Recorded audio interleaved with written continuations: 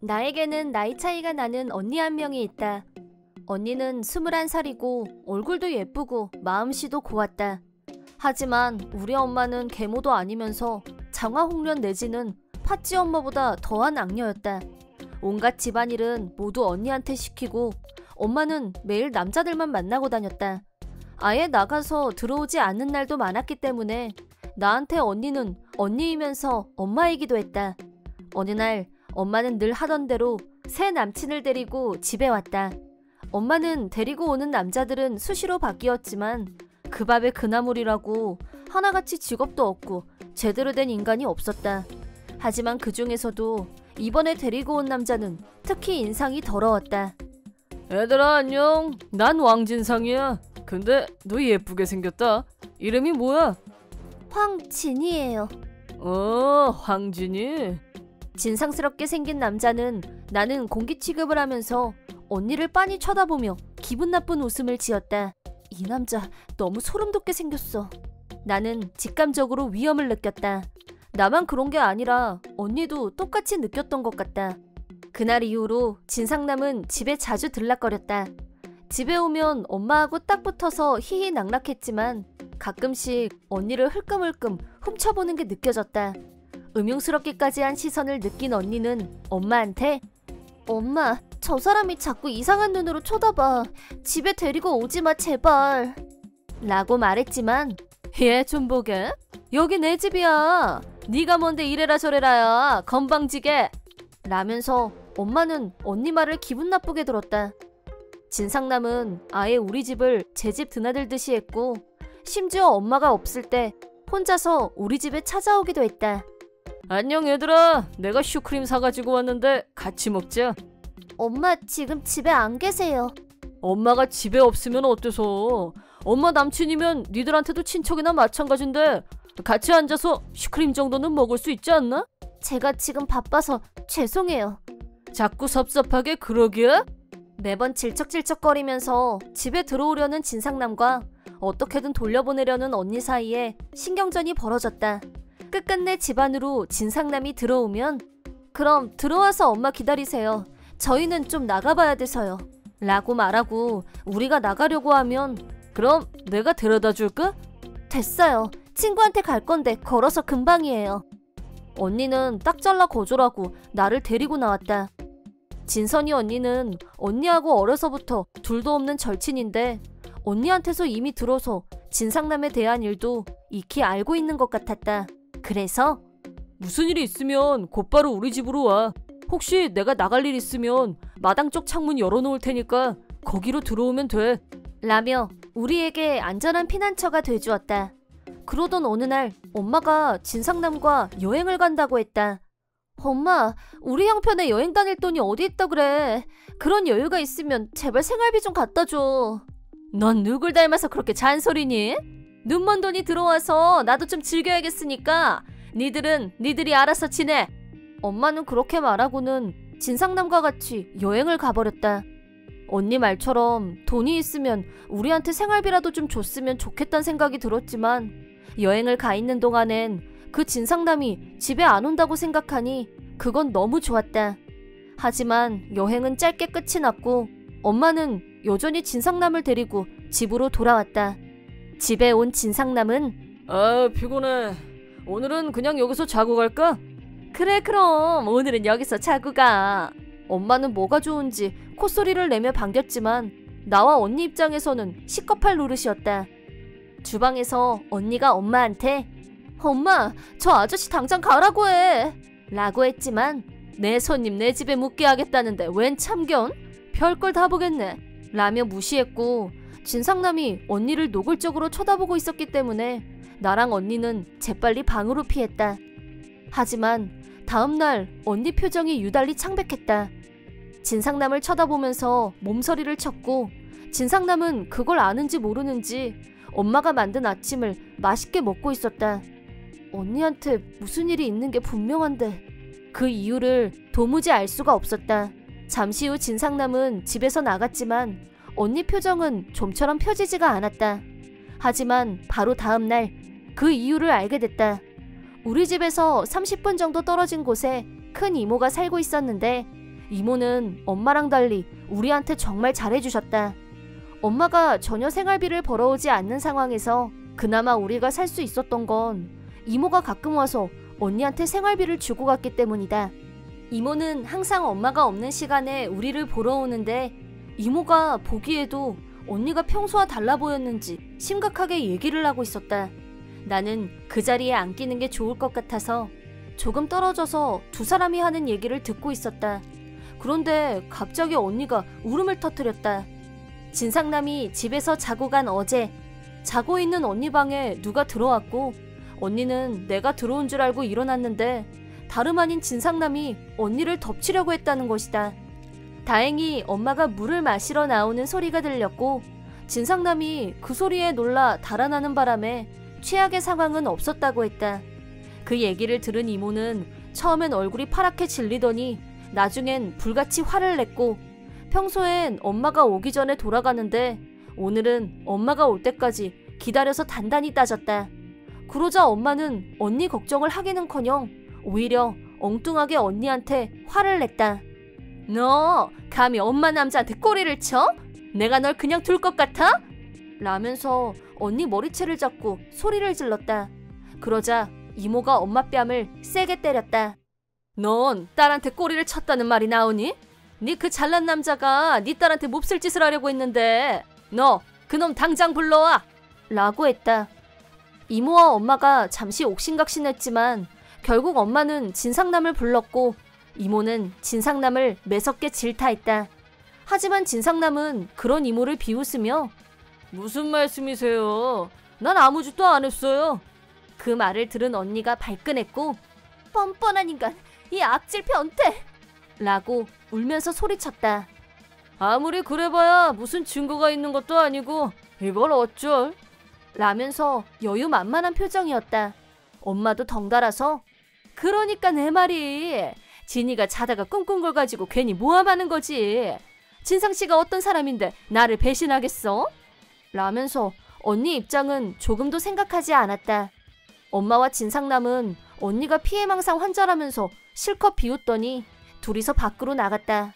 언니는 더 어쩌지 못하고 울면서 억울해했지만 이모는 아직 포기하지 않은 것 같았다. 이모는 언니에게 너 그 손목의 상처 그놈이 그런 거 맞지? 이모의 말에 언니가 놀라서 손을 뒤로 감췄고 이모는 언니의 손을 가볍게 감쌌다. 정말 짐승보다 못한 놈이다. 너한테 이런 짓을 하고도 지놈이 무사할 거라고 생각했다 이거지?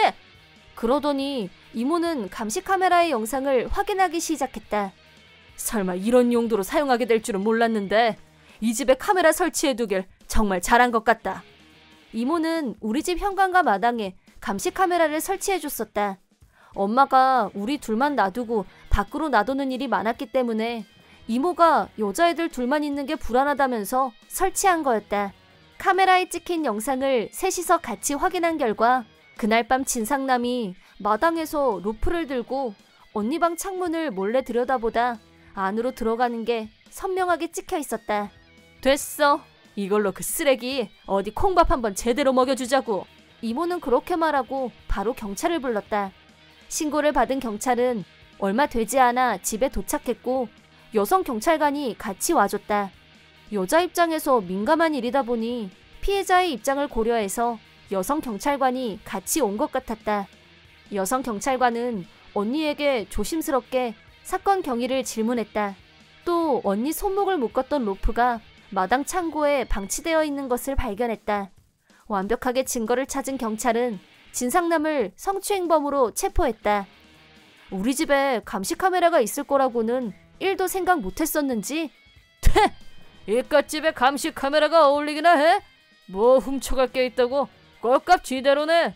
그거 다 합성이야. 난 아무 짓도 안 했어. 라면서 진상을 떨었지만 언니 손을 묶고 추행을 하려고 했던 건 명백한 사실이었기 때문에 경찰한테는 먹히지 않았다. 그리고 엄마는 남자를 만나면서 나와 언니를 상습적으로 방치했다는 이유로 육아 방치라는 죄가 적용됐고 그와 별도로 충격적인 사실이 발각됐다. 그동안 언니는 이모에게 받았던 생활비를 되도록 아껴 쓰고 통장에 모았고 이모가 생활비 외에도 언니 대학 학비에 보태라고 준 돈까지 꽤 많은 돈을 통장에 넣어뒀었는데 엄마가 대략 3천만 원 정도 되는 그 돈을 모두 써버렸다는 사실이 밝혀졌다. 엄마는 진상남과 같이 쓸 유흥비가 필요했고 언니가 알바비로 받은 돈을 몰래 훔쳐갈 생각으로 언니 방을 뒤지다가 생각지도 못했던 거금이 들어있는 통장을 발견한 것이다. 갑자기 여행을 간다며 눈먼 돈이 생겼다고 하더니 그 돈이 바로 그 돈이었던 것이다. 언니는 엄마가 발견 못하게 옷장 깊숙한 곳에 숨겨뒀었기 때문에 설마 엄마가 그걸 찾아냈을 거라고는 생각도 못했었다고 한다. 결국 죄목은 다르지만 진상남에 이어서 엄마까지 둘이서 나란히 체포됐고 죄질이 나쁘고 반성하는 기미가 없다는 점을 이유로 실형을 선고받았다. 엄마는 마지막으로 우리를 향해 이 나쁜 년들, 엄마한테 이래도 돼? 내가 왜 수갑을 차고 끌려가야 돼? 난 죄가 없어. 이거 놔! 라면서 소리를 질렀지만 엄마가 잡혀가는 모습을 보고 마음이 아프기는커녕 속이 다 후련했다. 이모는 엄마가 몰래 훔쳐간 언니 돈도 갚으라고 청구했다. 따라서 엄마 명의로 된 자동차, 엄마가 할아버지한테 받은 낡은 집이며 갖가지 재산을 모두 처분해서 돈을 돌려받을 수 있게 됐다. 그 후 이모가 우리들의 후견인이 됐고 우리는 이모한테 너무 큰 부담을 주는 것 같아서 마음이 불편했지만 이모는 나야 평생 독신으로 살아서 자식은 생각지도 않았었는데 이렇게 예쁜 딸이 한꺼번에 둘이나 생겼으니 이게 무슨 복이니? 앞으로 잘 부탁한다 라고 했다. 사실 이모는 엄마보다 더 엄마 같은 존재였고 이제 같이 살면서 정말 엄마가 돼주겠다고 하니 우리도 너무 좋았다. 이모는 결혼 대신 일을 선택한 완벽한 커리어 우먼이었고 경제적, 사회적 지위가 있는 멋진 여성이었다. 이모랑 같이 살게 되면서 우리도 경제적인 걱정을 덜게 됐다. 몇 년 뒤 생물학적 엄마가 감옥에서 출소한다고 해도 우리는 다시는 만나지 않을 생각이다. 그동안 이상적으로 꿈꿔왔던 엄마가 이제 옆에 있으니까. 그날 나는 병원 야간 간호근무를 마치고 집으로 가다가 배가 너무 고파서 식당을 찾아 식당 골목으로 향했다. 아, 배고파. 진이도 같이 가자고 할 걸 그랬어. 진이는 나의 절친이자 간호사 동료이기도 하다. 혼자서 식당에 들어가기도 좀 그렇고 편의점에서 대충 사다가 먹을까? 이럴까 저럴까 고민하면서 걷고 있는데 앞쪽에서 어떤 남자애가 달려오다 나랑 부딪혔다.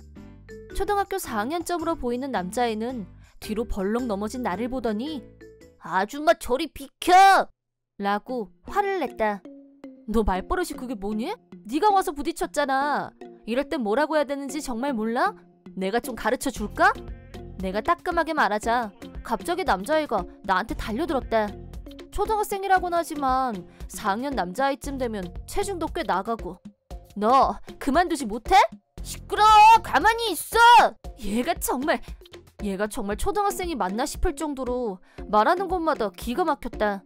그러더니 남자아이는 내 셔츠를 잡아당겼고 정말 제대로 덤빌 태세였다. 셔츠를 잡아당길 때 단추가 떨어져 나갔고 당황한 나는 속옷을 가리면서 필사적으로 너 그만두지 못해? 너 이러는 건 어디서 배웠어? 시끄러워! 여자는 이렇게 하면 조용해진다고 그랬어. 더 맞고 싶어? 어린아이라고는 하지만 이 아이가 하는 행동은 그냥 넘어갈 수 없는 엄연한 폭력이란 생각이 들었다.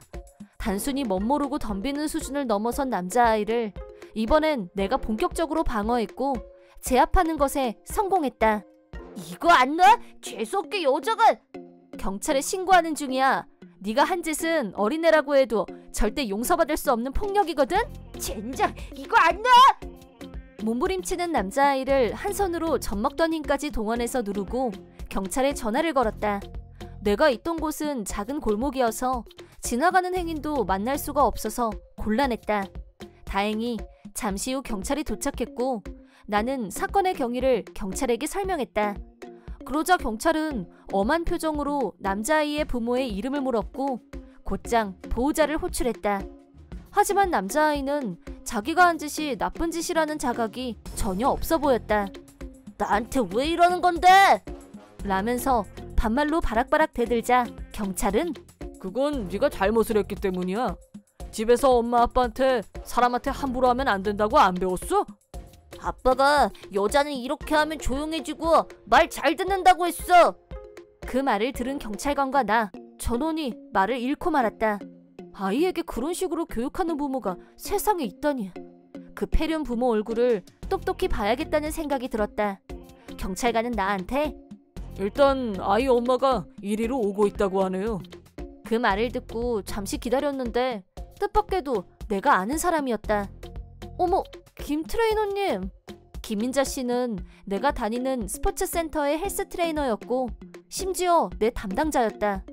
김민자 씨도 나를 보고 깜짝 놀라기는 마찬가지였다. 하지만 우리가 얘기하기 전에 경찰관이 먼저 이 사건의 경위를 자세히 설명했고 김민자 씨는 얼굴색이 파리해지면서 나한테 연신 허리를 굽히며 사과했다. 우리 애가 그런 짓을 하다니 정말 너무너무 죄송해요. 진성아, 얼른 누나한테 잘못했다고 해. 내가 왜 사과를 해? 내가 여자 말을 들을 것 같아? 꺼져 당장! 엄마한테 하는 말투는 더 심해서 정말 기가 막히고 코가 막혔다. 경찰은 나한테 어떻게 하시겠냐고 물었지만 가해자가 초등학생이고 보호자가 김민자 씨다 보니 나로서는 일단 이쯤에서 매듭을 짓고 싶다는 뜻을 전달했고 대신 김민자 씨한테 어쩌다 애가 이렇게 됐는지 듣고 싶다고 했다. 예상대로 김민자 씨의 얘기는 충격적이었는데 일단 김민자 씨는 남편 되는 사람과 별거 중이고 아이는 남편과 같이 살고 있다고 했다. 별거의 원인은 남편의 가정폭력이었고 아이는 아빠를 더 좋아하고 따랐는데 아빠가 없을 때는 아들아이가 김민자 씨한테 욕을 하거나 물건을 던졌다고 한다. 가정폭력을 경찰에 신고할까도 생각했었지만 남편한테 보복당하는 게 두려워서 아무것도 하지 못했다고 했다. 대신 가정폭력 상담소를 몇 번인가 찾아가서 상담을 받았고 일단 남편과 거리를 두기로 하고 얼마 전부터 별거에 들어갔다고 했다. 얘기를 듣고 나니 이 아이나 나나 김민자 씨에게 왜 그렇게 폭력적인 행동을 했는지 이해가 됐다. 현재 아이의 보호자가 남편이란 걸 안 경찰은 다시 김민자 씨 남편한테 연락을 했다. 여러 번 시도한 끝에 드디어 연락이 닿았고 남편 되는 사람이 이리로 오겠다고 했다. 애가 하는 행동도 봤고 김민자 씨의 얘기도 들었고 남편이 어떤 인간일지 대략 그림은 그려졌다. 한참 뒤에 나타난 김민자 씨 남편은 나를 보더니 다짜고짜 애가 장난 좀 친 걸 가지고 어른이 꼭 경찰까지 불러야겠어? 라고 소리부터 질렀다. 그 말을 들은 경찰은 어린아이라고는 하지만 이해하고 용서할 수 있는 한도를 넘었으니까 저희들이 온 겁니다. 라고 따끔하게 말했다. 옆에 있던 김민자 씨는 당신 애한테 계속 그런 거 가르칠 거야? 여자는 제대로 다뤄야 조용해진다는 이모니 그런 거! 어디서 큰 소리야? 진성이가 너는 싫고 아빠랑 살겠다고 한 거 잊었어? 내 자식 내 맘대로 키우겠다는데 뭔 참견이야? 라면서 그 아비의 그 자식이란 말의 정석을 보여줬다. 김민자 씨한테 미안하지만 이건 인간 말종의 표본이었다. 방금 전에 저 남자애가 여자는 폭력으로 다스리면 굴종한다는 식으로 말을 하던데 혹시 그건 아버님이 몸소 실천해서 보여주고 계신 건가요? 내가 그렇게 말하자 잠시 멈칫하는 듯했다. 그리고 김민자 씨한테 일상적으로 폭력을 행사하셨죠? 그게 죄가 된다는 건 알고 계시죠? 누굴 가정폭력범으로 몰아? 증거 있어? 증거 있냐고? 증거 있습니다. 응? 경찰이 그렇게 말하자 남자는 믿을 수 없다는 표정을 지었다. 방금 전에 여성 경찰관이 아내분의 몸을 확인했습니다. 시간이 좀 경과되긴 했지만 여러 군데 멍자국이 확인됐습니다. 정식으로는 의사의 진단서가 필요하지만 만약 아내분이 피해 신고를 접수하시면 경찰은 움직일 준비가 되어 있습니다. 인자씨, 이제 피하지 마요. 신고해요. 어디서 설치겐! 내가 그런 짓 하면 가만둘 것 같아? 그건 저희 쪽에서 할 말입니다. 방금 말씀하신 내용은 저희가 모두 기록하고 있으니까요. 그러자 김인자 씨는 네, 저 피해 신고 접수할래요. 라고 큰 소리로 말했다. 미리 알려드립니다만 만약 아내분에게 협박 내지 공갈을 했을 경우 또 신체적 위협을 가했을 경우엔 그만큼 죄목이 더 무거워진다는 사실을 반드시 명심해 두시기 바랍니다. 경찰의 의미심장한 말에 인간 말종도 뇌가 아주 없지는 않은지 겁을 먹고 조용해졌다. 그 후 김인자 씨는 바로 병원에 가서 진단서를 끊고 그 남자와 이혼을 했다. 그 남자는 김인자 씨 이외에도 여러 여성에게 무차별 폭력을 행사한 적이 있다는 사실이 발각되었고 폭행죄로 감옥에 갇히는 신세가 되었다. 무엇보다 중요한 숙제인 남자아이는 자기 눈앞에서 아빠가 수갑을 차고 잡혀가는 걸 보더니 혹시 나도 잡혀가는 거야? 하면서 완전히 겁에 질려 있었다. 그걸 보고 내가 방금 너는 나한테 잡혀갈 만한 죄를 지었지만 이번엔 잡혀가지 않을 거야. 하지만 네가 조금 더 커서 어른이 됐을 때 똑같은 잘못을 저지르면 그땐 너도 저렇게 잡혀가게 될 거야. 그렇게 되고 싶지 않으면 자기가 한 잘못을 진심으로 반성하고 뉘우치고 반드시 사과를 해야 돼. 잘못했어요. 다신 그런 짓 안 할게요. 라면서 드디어 나한테 잘못했다고 빌었다. 그리고 얼마 후 김인자 씨한테서 연락이 왔다. 김인자 씨는 친정 부모님이 계신 시골로 아이와 같이 이사를 가기로 했다면서 스포츠 센터도 그만두게 됐다고 했다. 김인자 씨 말에 의하면 부모님은 두 분 모두 굉장히 엄한 성격이라 그 동네에선 별명이 사무라이 귀신일 정도로 무섭기로 유명하고 동네 애들도 무서워서 집 앞을 못 지나다닐 정도라고 한다. 지금까지 가정폭력에 시달린 거며 아이가 아빠 흉내를 내고 폭력적이었다는 사실을 차마 말을 못하고 있었는데 솔직하게 모든 걸 털어놓고 부모님께 도움을 청했다고 한다. 그러자 부모님은 당장 내려오라고 말씀하셨다고 한다. 부모님이 변호사를 선임해 주셔서 그 인간 말종한테도 정식으로 위자료를 청구했고 남자 명의로 되어 있던 것들을 처분해서 돈을 받아냈다고 한다. 남자아이는 지금까지 김인자 씨를 업신여기는 불손한 태도를 취했었지만 사무라이 귀신같이 생긴 할아버지를 본 순간 바로 납작해졌고 지금은 잘못을 저지를 때마다 호되게 야단을 맞으며 눈물이 마를 날이 없다고 한다. 나는 아직 아이를 키워본 적은 없지만 만약 아이 엄마가 된다면 되도록 많은 사람들에게 조언을 듣고 어른들의 지혜를 빌리면서 많은 사람들의 사랑 속에서 키워야겠다는 생각이 들었다. 김인자 씨의 아버지도 남자아이가 나한테 한 짓이나 그동안 제 엄마한테 한 짓을 다 알게 됐기 때문에 완전 스파르타식으로 철저히 손자의 정신을 뿌리채 바꾸는 중이라고 한다. 내가 하고 싶은 말은 딱 하나. 넌 그래도 싸다. 내 이름은 김백지. 25살의 회사원이고 부모님과 함께 살고 있다. 취직을 하고도 독립을 하지 않아서 여전히 부모님께 신세를 지고 있다고 생각하는 사람도 있을 수 있지만 월급 타면 꼬박꼬박 부모님께 갖다 드리는 성실한 딸이고 부모님은 우리 딸은 효녀라고 주변 사람들에게 자랑하고 다니신다. 부모님과 유대관계가 너무 좋아서 그런지 나는 지금까지 연애를 해본 적이 거의 없고 남친을 집에 데려온 적은 단 한 번도 없었다. 그렇다고 모태솔로는 아니다. 우리 회사 거래처인 택배회사 직원으로 처음 알게 된 남친과 벌써 교제한 지 2년이나 됐다. 나의 남친 한진상은 나보다 18살이나 많지만 겉으로 보기엔 전혀 그렇지 않은 완전 동안이다. 그 사람은 나를 아껴주고 싶다며 결혼 전까지는 절대 둘이서 호텔에 가는 일은 없을 거라고 했다. 그런 그의 절제력과 분별력이 나에겐 그에 대한 믿음과 신뢰로 이어졌다. 2년이나 사귀다 보니 친구들에게는 남친을 소개할 기회가 있었지만 부모님께 말씀드리자 강하게 반대하셨다. 나이 차이가 18살이나 나기 때문에 부모님의 반대는 충분히 예상했던 일이고 앞으로 좀 더 시간을 갖고 천천히 설득해야겠다고 생각했다. 그러던 어느 날 생각지도 못했던 전환점이 찾아왔다. 남친한테서 잠깐 나오라는 연락이 와서 항상 만나는 카페로 나갔다. 그러자 남친이 꽃다발을 들고 나를 기다리고 있었다. 웬 꽃다발이야? 내 생일은 아직 멀었는데? 이거 생일 선물 아닌데. 그럼 무슨 의미야? 백지야, 나랑 결혼해줘. 라면서 청혼 반지를 꺼냈다. 항상 가족을 생각하고 주어진 일에 최선을 다하는 백지를 이젠 내가 행복하게 해주고 싶어. 고마워요. 내 답은 물론 예스야. 그런데 알다시피 우리 부모님이 반대하셔서 허락을 받는 일이 쉽지는 않을 거예요. 알아. 허락해 주실 때까지 내가 끈질기게 찾아뵐게. 남친의 강한 의지를 보자 더욱 믿음이 생겼고 부모님도 만나보시면 반드시 허락할 거란 생각이 들었다. 그 후로 우리는 부모님을 설득하기 위해 매주 같이 부모님을 찾아뵙고 여러 번 말씀을 드렸지만 부모님은 남친을 직접 만나보고도 여전히 반대 의사를 굽히지 않으셨다. 나이 차이가 많은 게 가장 큰 이유였지만 엄마는 남친의 진심까지도 의심하는 눈치였다. 그렇지만 우리도 포기하지 않고 결혼 허락을 청한 지 벌써 2달째. 어머님, 아버님, 백지와의 결혼을 허락해 주십시오. 아빠, 제발 이제 그만 허락해 주세요.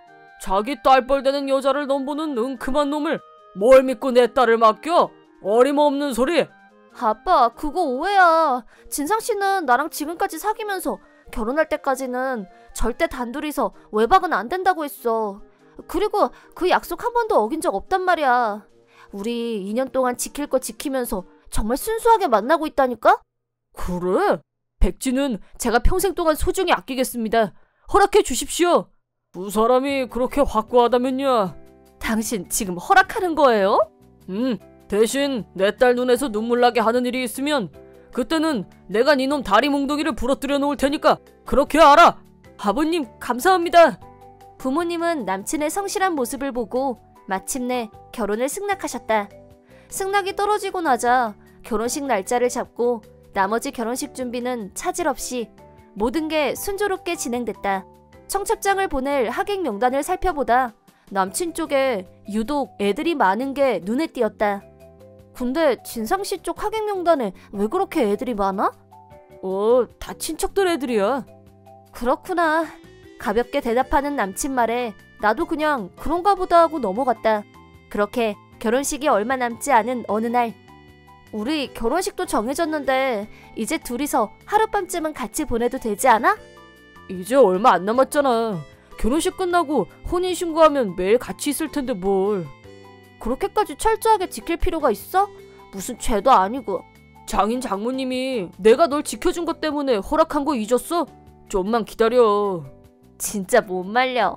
이미 부모님 허락받은 지도 오래인데 같이 밤을 보내는 것에 대해 완강히 버티는 남친이 이해가 안 갔지만 어쨌든 그렇게 결혼식 당일날이 됐다. 결혼식에는 친척들, 친구들, 수많은 하객들이 우리의 결혼을 축복해주기 위해 모였다. 하지만 신랑 쪽 하객은 부모님과 몇몇 친구들, 그리고 4명의 아이들이 전부였다. 자기 쪽 하객 원래 이렇게 적었어? 그게 다른 일 때문에 못 온다는 사람이 많아서. 그래? 섭섭하다. 남친의 하객이 너무 적은 게 석연치 않았지만 일정이 안 맞아서 못 온다는 남친 말을 믿을 수밖에.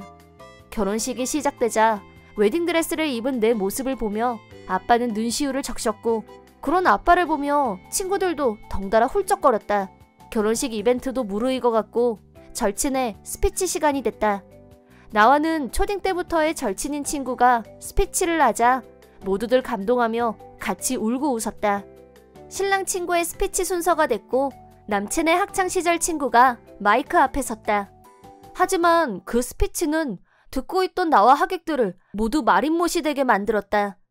준성아, 결혼 정말 축하한다. 그리고 아직 어린 나이에 4명의 아이들의 엄마가 될 결심을 한 신부님, 정말 용감한 신부님과 바다보다 깊은 아량을 가지신 신부 부모님께 존경을 표합니다.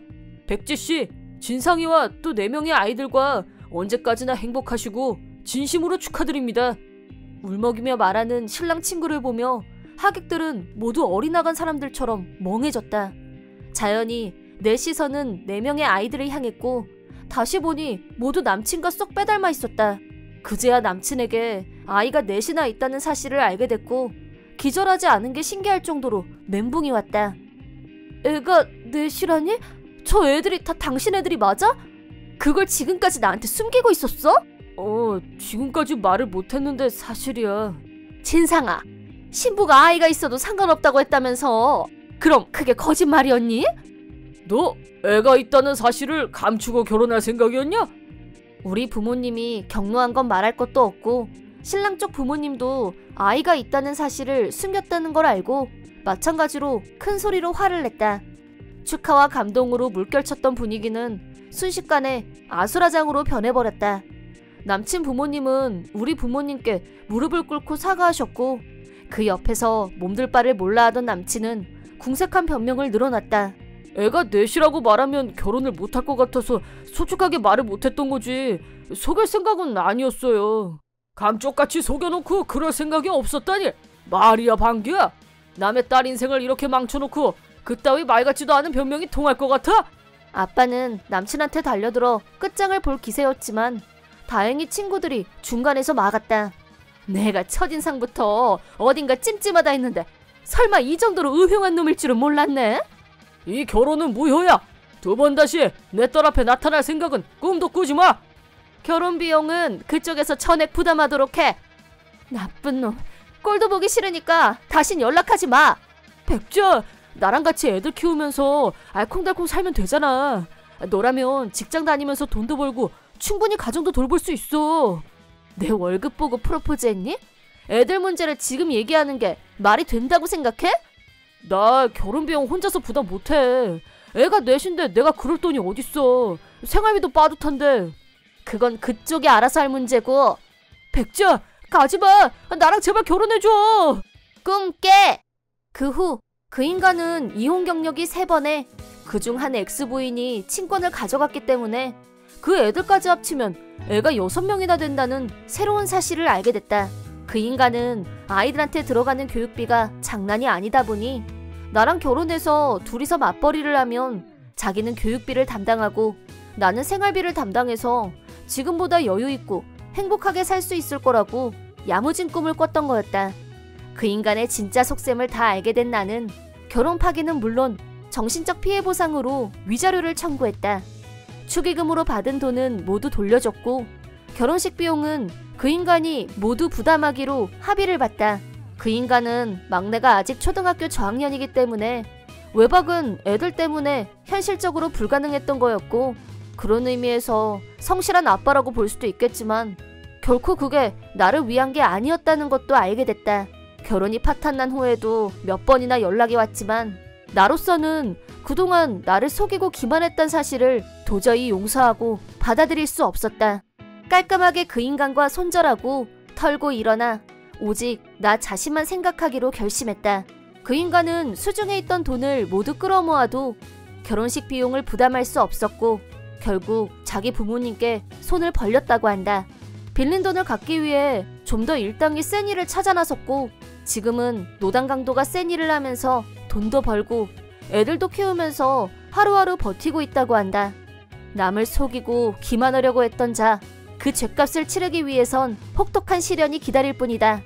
물론 힘들게 번 돈은 모두 위자료로 갚아야 되고 이 일을 계기로 나는 다시는 그런 얄팍한 인간에게 속지 않기 위해 진짜 성실함과 가짜 성실함을 구별할 줄 아는 사람이 돼야겠다고 결심했고 연애에 대해서 더욱 신중해졌다.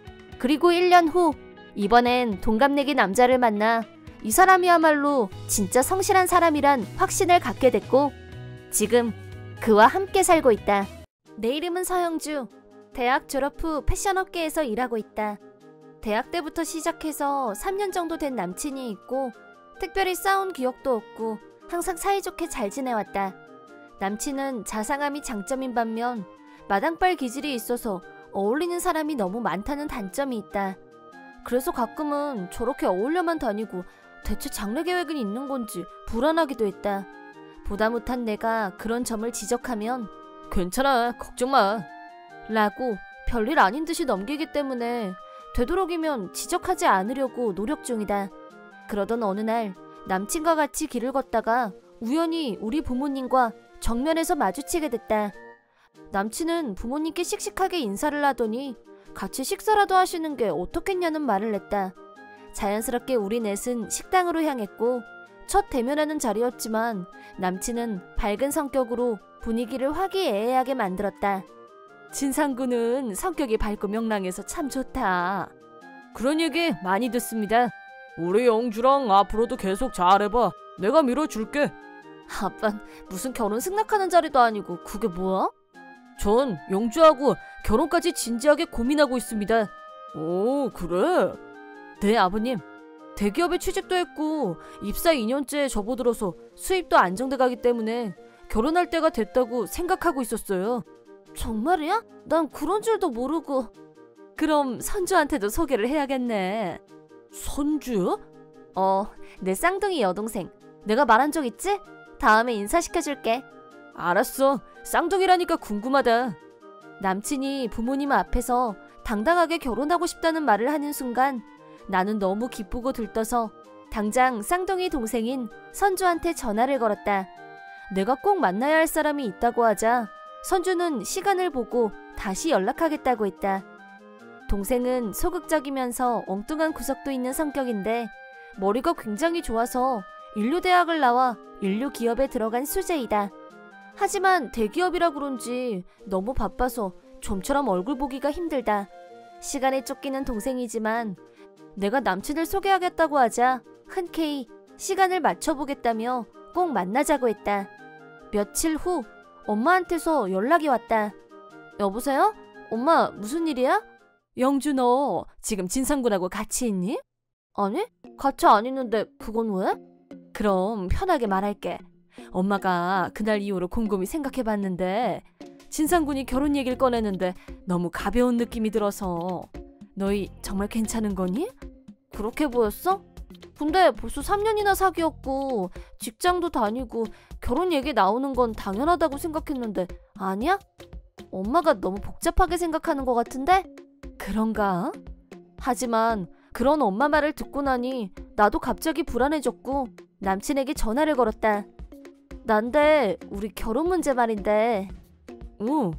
그거 순간적으로 그냥 한 말은 아니지? 누가 그런 말을 순간적 기분으로 말해. 그럼 됐어. 내가 정식으로 프로포즈도 안 하고 불쑥 허락부터 받아서 네가 불안했나 보다. 용주야, 나랑 결혼해줘. 진상아, 우리 결혼하자. 고마워. 남친이 정식으로 프로포즈를 했다고 엄마한테 당장 알렸다. 이 얘기를 들으면 엄마도 더 이상 불안해하거나 걱정하지 않을 거라고 생각했었는데 엄마는 프로포즈 받았다는 얘기를 해도 그다지 기뻐하지 않는 눈치였다. 엄마는 대체 뭐가 그렇게 걱정인데? 진짜 결혼할 마음이 있으면 상대 쪽 부모님하고 정식으로 인사부터 하는 게 순서지. 그건 이제 차차 해야지. 엄마가 한 말을 남친한테 하자 자기 부모님께도 말씀드리겠다고 시원스럽게 대답했다. 그리고 주말에 남친 부모님께 인사를 드리러 가기로 했다. 어서들 와라. 아유 이쁘기도 해라. 진상이 너는 이렇게 예쁜 여자친구를 왜 이제야 데리고 오니? 처음 뵙겠습니다. 서영주라고 합니다. 우리 결혼할 생각이에요. 어머 그래? 너무 잘됐다. 며느리가 아니라 딸이라고 생각할 테니까 마음 편히 갖고 앞으로 진상이 잘 부탁한다 영주야. 어머님 앞으로 예쁘게 봐주세요. 오늘부터 이 집이 네 집이다 생각하고 편하게 있다가라. 응? 남친 부모님은 호탕한 분들이었고 슬아의 딸이 없어서 그런지 나를 딸처럼 여기겠다고 말씀하시면서 연락처를 먼저 교환하자고 하셨다. 두 분께 결혼 승낙도 받고 첫 인사도 합격점을 받고 나니 결혼 문제가 구체적으로 시작된 기분이 들었다. 예비 시어른들을 만나고 온 얘기를 부모님께 하자 두 분도 기뻐하시면서 여동생을 불러서 다 같이 식사를 하자고 하셨다. 불안해하던 엄마도 이제 안심한 것 같았고 나도 마음이 한결 가벼워졌다. 며칠 후 남친을 데리고 집에 가자 엄마가 맛있는 음식을 차려놓고 우리를 기다리고 계셨다. 아빠는 남친과 술잔을 주고받을 생각에 벌써부터 기분에 취해 있어 보였다. 근데 선주는? 오늘도 출근했대. 무슨 회사가 휴일이 없어? 여동생? 걔가 너무 바빠서 얼굴 볼 새가 없어. 그래도 오늘은 늦게라도 꼭 온다고 했어. 일찍 와서 같이 먹으면 좋을 텐데. 누가 아니라니? 여동생은 없었지만 우리는 한결 친숙해진 분위기였고 결혼 얘기도 좀 더 구체적으로 나눴다. 예식장은 어디로 할지 얘기하고 있을 때 남친이 갑자기 가방에서 작은 상자를 하나 꺼냈다. 상자를 열자 거기에는 반짝거리는 반지가. 남친의 서프라이즈에 감동받은 나는 감격해서 눈물까지 흘렸다. 부모님도 행복해하는 내 모습을 보면서 함께 감동하고 함께 눈시울을 적시셨다. 진상군, 앞으로 우리 영주 잘 부탁하네. 네 아버님, 평생 영주만 살아가면서 행복하게 해주겠습니다. 고맙네. 좋았어요. 선주 왔나 보다. 선주야 어서 와라. 거실로 들어오는 선주를 본 순간 남친의 표정이 돌처럼 굳었다. 안녕하세요. 저는 동생 선주라고. 준상씨? 준상씨가 왜 여기 있어? 쌍둥이 여동생이 그럼 내 동생 선주. 혹시 둘이 아는 사이야? 남친의 표정이 어딘가 심상치 않았고 이상한 기분이 들기 시작했을 때 동생이 먼저 말을 했다. 영준아, 이 인간하고 결혼 안 하는 게 좋겠다. 뭐? 갑자기 그게 무슨 말이야? 이유가 뭔데? 선주야, 제발 아무 말 하지 마. 선주야. 하나밖에 없는 언니를 위해서 꼭 말해야겠어. 이 인간 내 남친이야. 그게 무슨 소리야? 양다리 걸친 거야, 이 쓰레기가. 아니야, 진짜 좋아하는 건 영주였어. 믿어줘. 그럼 선주는 그냥 가지고 논 거니? 그런 뜻은 아니고 양다리 걸친 주제에 대담하게 프로포즈를 해? 이 미친. 너 이 자식 감히 내 딸들을 당장 이실직고 하지 못해? 그게 우리 둘은 이란성 쌍둥이라 얼굴도 다르고 성격도 다르고 패션도 취향도 모두 반대였다. 그래서 남친도 우리가 쌍둥이일 거라고는 전혀 예상하지 못했던 것 같다. 화가 머리끝까지 난 부모님의 추궁이 시작됐고 남친은 우리 둘이 자매라는 사실을 전혀 눈치채지 못하고 양다리를 걸쳐왔는데 그것도 자그마치 대학교 때부터 시작해서 이미 2년 넘게 우리를 속이고 있었다. 남친이 취직 문제로 분투 중일 때 이미 인류기업에 근무를 하고 있던 선주가 자기 거래처에 남친을 소개해 주었고 현재 다니는 회사에 무사히 취직을 할 수 있었다는데 큰 신세를 지고 나니까 헤어질 타이밍을 놓쳤다고 변명을 해서 온 가족을 더욱 분노하게 만들었다. 동생을 이용하고 나를 배신하면서 뻔뻔하게 결혼까지 하려고 했던 이 남자를 절대 용서할 수 없었다. 부모님은 남친을 강제로 내쫓았고 그 뒤로도 몇 번이나 나한테 연락을 해서 미안하다고 했지만 절대 용서할 마음이 없었다. 남친 부모님께도 연락을 해서 현재 일어난 문제와 그로 인해 결혼은 없던 일로 하기로 했다고 말씀드렸다. 내 얘기를 들은 후 남친 부모님도 무척 흥분하셨다. 다시는 집에 올 생각 말라며 부모 자식의 연을 끊으셨다고 한다. 나는 결혼 파탄으로 인한 정신적 피해 보상을 남친에게 정식으로 요구했다. 그러자 남친은 울며 겨자 먹기로 위자료를 지불하겠다고 약속했고 나한테 매달리는 일도 포기한 것 같았다. 또 동생이 회사 측에 남친이 한 자매에게 양다리를 걸친 문제를 폭로하자 인성 문제 및 거래처와 트러블을 일으킨 점이 사내에서도 입방아에 오르내리고 크게 문제가 되자 남친은 회사에 다니는 게 힘들어졌고 결국 잦은 사표를 내고 퇴사를 하게 됐다. 약혼자, 여친, 부모님, 직장을 동시에 잃게 된 전 남친은 월세 낼 돈도 없어서 집에서 쫓겨나는 신세가 됐는데 프로포즈했던 반지를 자기가 처분할 테니까 돌려달라고 해서 불쌍한 마음에 소포로 붙여줬다. 그 일을 마지막으로 전 남친의 연락처를 차단했기 때문에 그 뒤 그 남자가 어떻게 지내고 있는지에 대해서는 전혀 모른다. 오랫동안 만나왔던 남친에게 배신을 당하고 나니 가슴에 커다란 구멍이 난 듯한 기분이 들었지만 언제까지고 처져서 지낼 수는 없고 다 털어내고 빈자리에 새로운 사랑이 찾아오길 기다릴 생각이다. 동생도 나처럼 다 잊고 새 연인을 찾고 싶다고 해서 둘이서 나란히 미혼자 파티에 참석하기로 했다. 두 번 다시 그런 어처구니 없는 일을 당하지 않으려면 이제부터라도 남자 보는 눈을 길러야 한다고 둘이서 다짐 또 다짐했다. 나는 현재 아내와는 재혼이고 한 번 이혼 경력이 있으며 전처와의 사이에 아들 하나, 딸 하나가 있다. 이혼 사유는 전처의 불륜이었다. 전처는 나한테 미안해하기는커녕 불륜남과 새 인생을 시작할 거라며 신이 나 있었다. 당연히 위자료를 받고 이혼을 했지만 마음이 전혀 후련하지 않았다.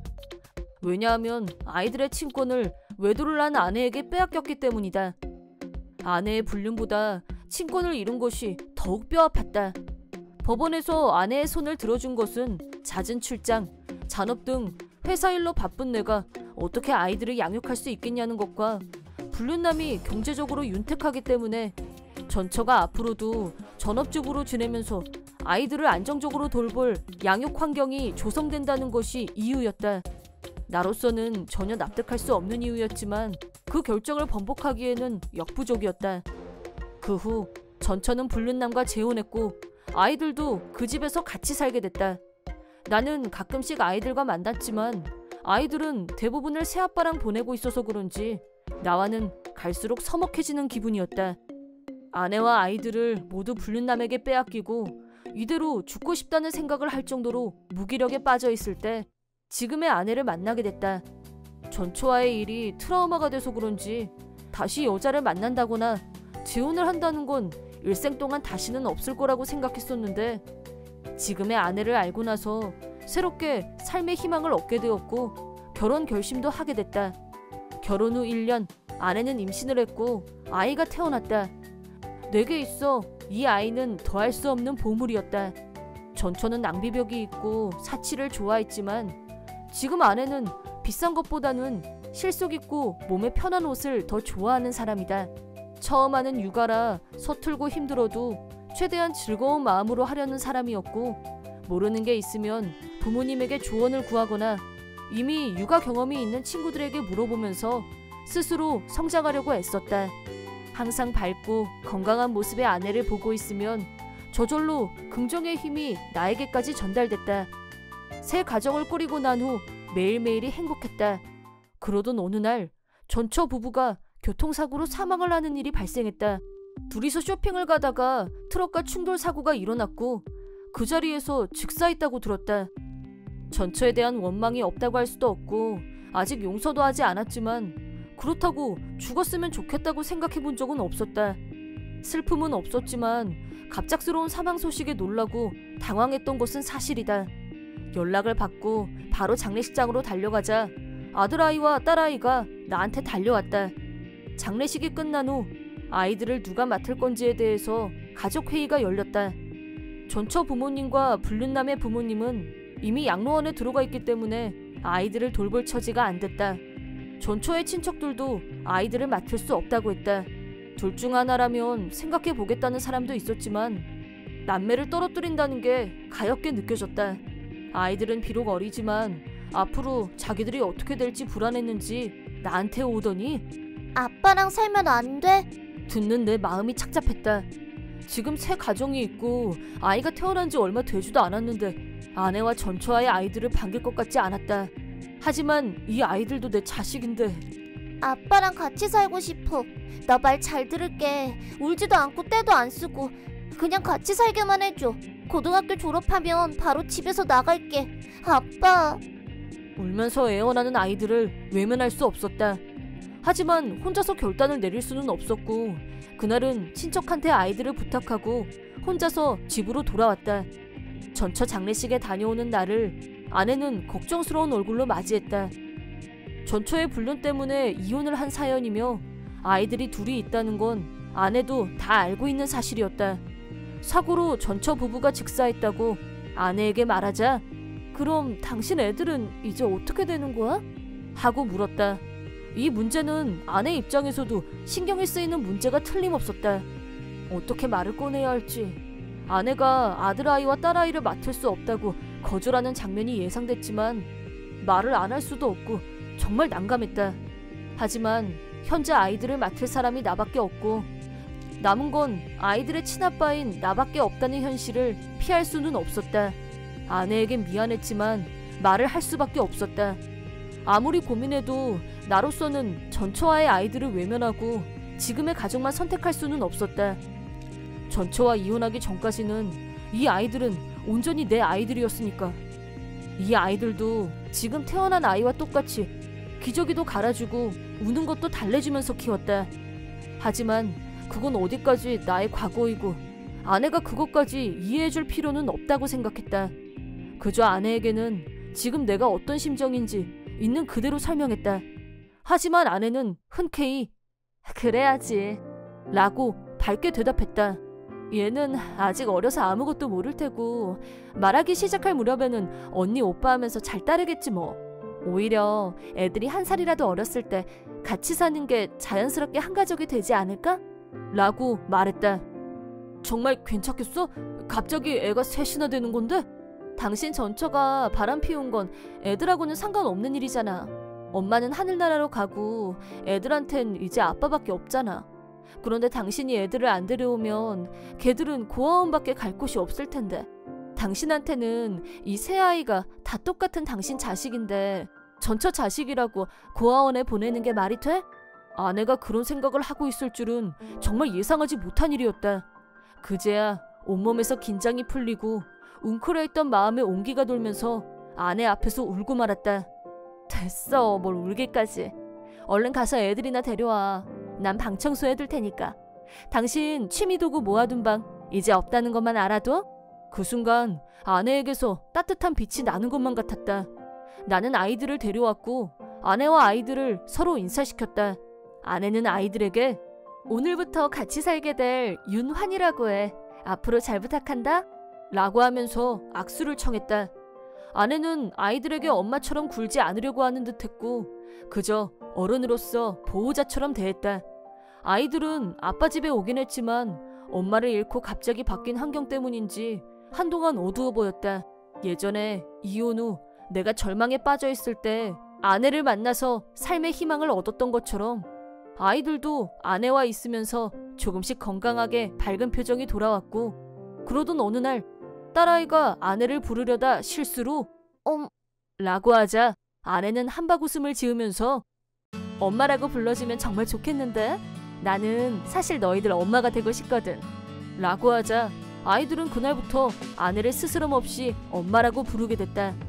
그 후로 아내는 혈연관계가 없는 두 아이들한테도 친자식한테 하는 것과 똑같이 야단칠 때는 야단치고 예뻐할 때는 예뻐했다.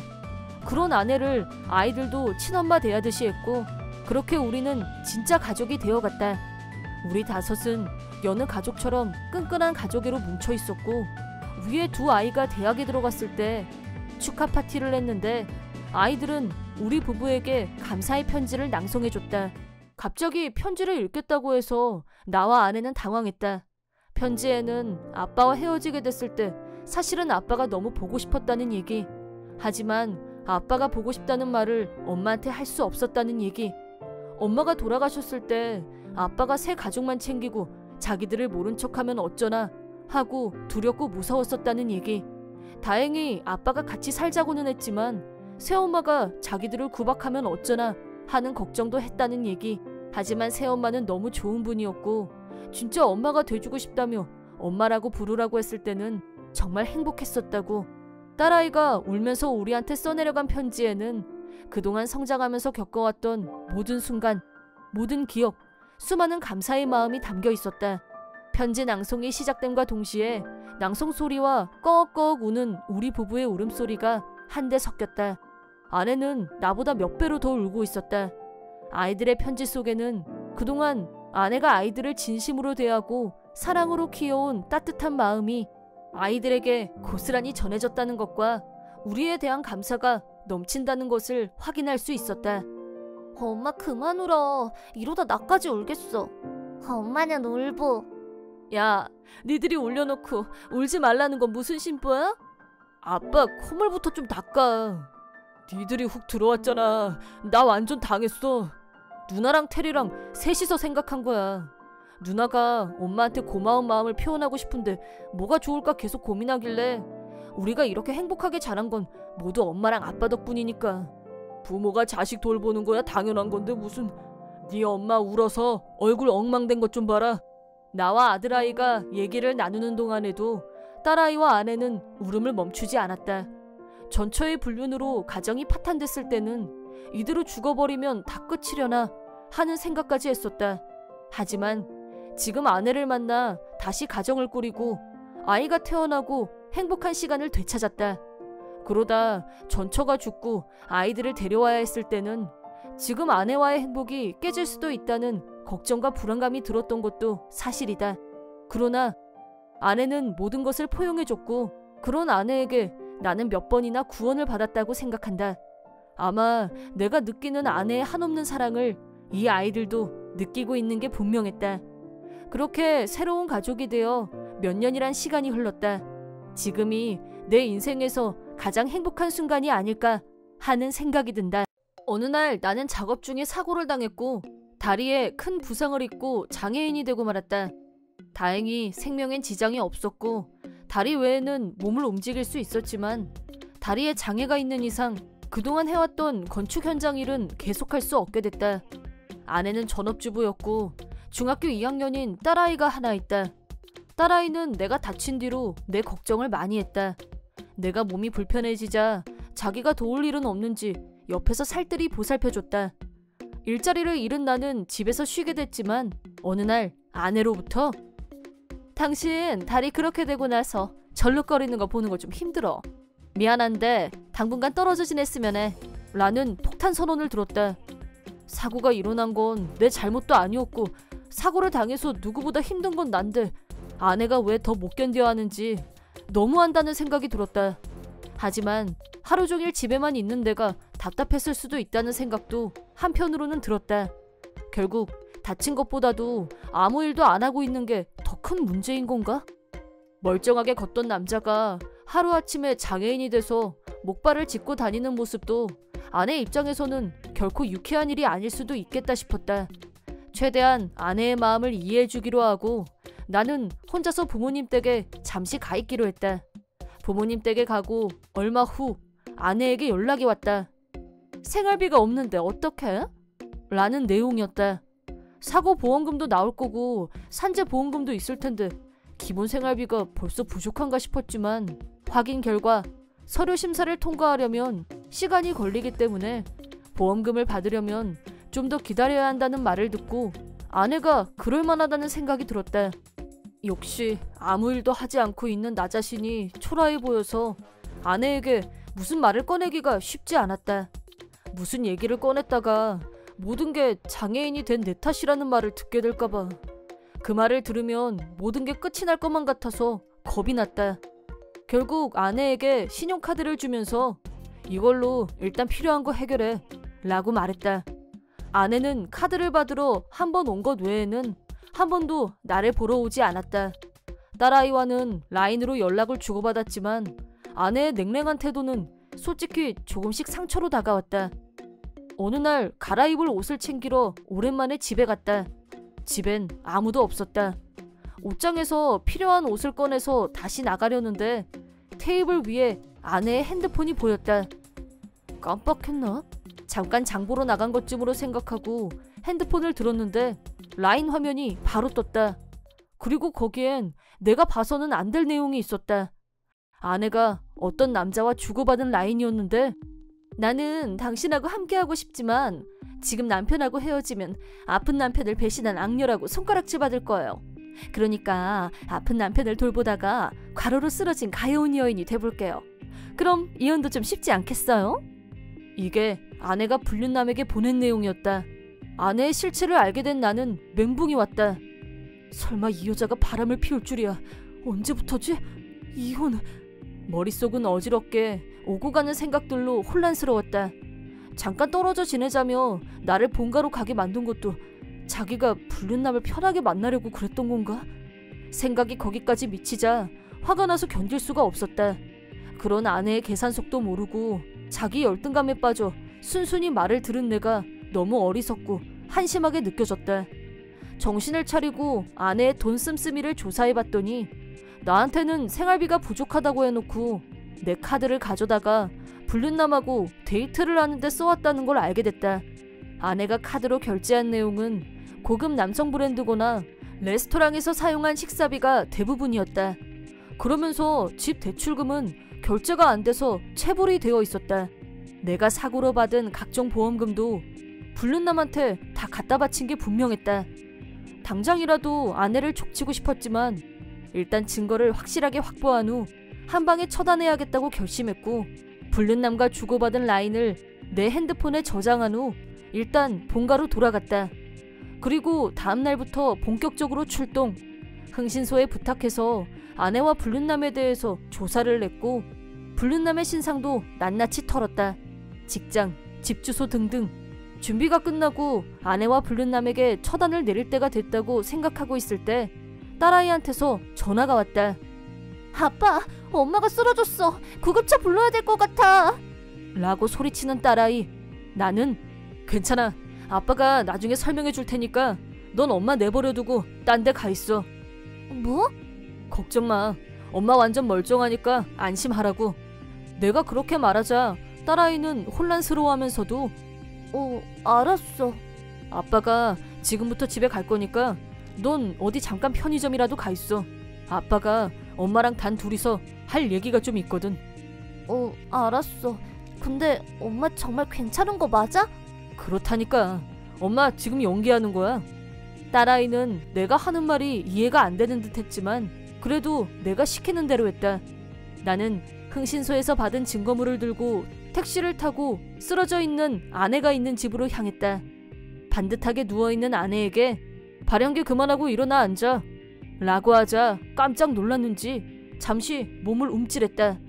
그래도 일어날 생각을 안 하길래 숱한 불륜의 증거들을 한 장 한 장 몸 위로 날려줬다. 그러자 아내는 실눈을 뜨고 몰래 훔쳐보더니 벌떡하고 일어나 앉았다. 당신 이게 뭐야? 알면서 뭘 물어. 너하고 네 불륜남하고 불륜하고 다닌 증거잖아. 내 말을 들은 아내는 너무 놀란 나머지 표정 관리가 전혀 되지 않았다. 어떻게 알았냐고? 지난번에 갈아입을 옷 가지러 집에 왔다가 당신 핸드폰이 테이블 위에 있길래 그냥 집어들었는데 라인 화면이 켜지더라고. 당신 그놈하고 둘이 나랑 어떻게 이혼할까 아이디어 회의했더구만. 이혼하는 거야 뭐 어렵겠어. 단 내가 위자료를 단단히 받을 생각이야. 위자료라는 말에 아내는 겁이 났는지 태도를 바꿔서 바짝 낮추더니 아니야 그런 거. 당신 오해야. 이런 증거를 보면서 오해라는 말이 나와? 대담하게 집에도 데리고 왔던데. 당신하고 바람난 그놈 직장, 그놈 집에도 이거랑 똑같은 거 보내놨으니까 그렇게 알아. 그리고 당신 부모님한테도. 설마 아니지? 아닌지 긴지 전화해서 확인해 보던가. 잠깐 딴 생각이 들었던 것뿐이야. 진심 아니야. 알잖아 나 당신밖에 없는 거. 장애인 된 꼴 보기 싫다고 집에서 나가라고 한 사람한테 할 말은 아니지 않나? 내가 사고당하고 받은 보험금들도 그놈한테 다 갖다 퍼줬지? 그건 잠깐 빌려준 거야. 내가 그 말에 속을 것 같아? 이제 우리 남남들 사이니까 이번엔 당신이 나가. 처갓집으로 갈 거면 이혼 서류 그쪽으로 보낼 테니까 접수하고 연락해. 잘못했어. 앞으로 다시는 안 그럴게. 한 번만 용서해줘. 무릎까지 꿇고 비는 아내가 더없이 비루하게 느껴졌다.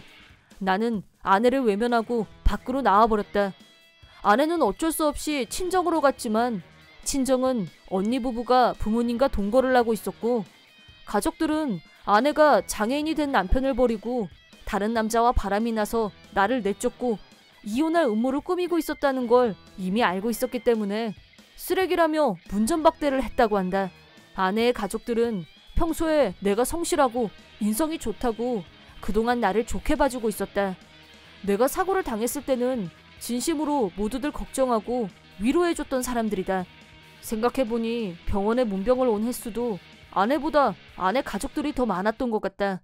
변호사를 통해 이혼 서류를 받은 아내는 별다른 직업도 없는 상태에서 위자료를 줄 능력도 없고 앞으로 어떻게 살아가야 할지 막막하다며 하소연을 했지만 불륜까지 한 주제에 무슨 낯짝으로 하소연이냐며 가족들한테 구박을 듣고 나서 이혼 서류에 사인을 했다. 물론 아내가 탕진한 각종 보험금과 카드 비용도 변호사를 통해서 모두 변상할 것을 요구했고 불륜에 대한 위자료도 빼놓지 않고 청구했다. 갈 곳이 없어진 아내는 낡은 아파트를 얻어서 혼자 살면서 위자료를 변상하기 위해 편의점, 청소, 슈퍼 계산원 등 닥치는 대로 일을 하고 있다고 한다. 한편 불륜남은 회사와 집에서 한바탕 난리가 났고 직장에서 해고는 물론이고 자기 부인한테도 단단히 혼이 난 모양이었다. 불륜남에게도 물론 위자료를 청구했고 위자료는 그쪽 부모님이 더 이상 피해가 가지 않게 해드리겠다며 전액을 대신 지불해줬다. 그 불륜남도 전처와 마찬가지로 아르바이트를 전전하며 위자료를 갚기 위해 종일 육체노동에 시달린다고 한다. 특히 불륜남의 부인은 꽤 부잣집 딸이었다고 하는데 그 수준에 맞추다 보니 위자료도 상식 이상이라는데 그건 알아서 할 일이고 그 후 나는 전 직장 사장님으로부터 하청 업체 중에 재택근무로 할 수 있는 일을 소개받아 무사히 다시 직장에 다닐 수 있게 됐다.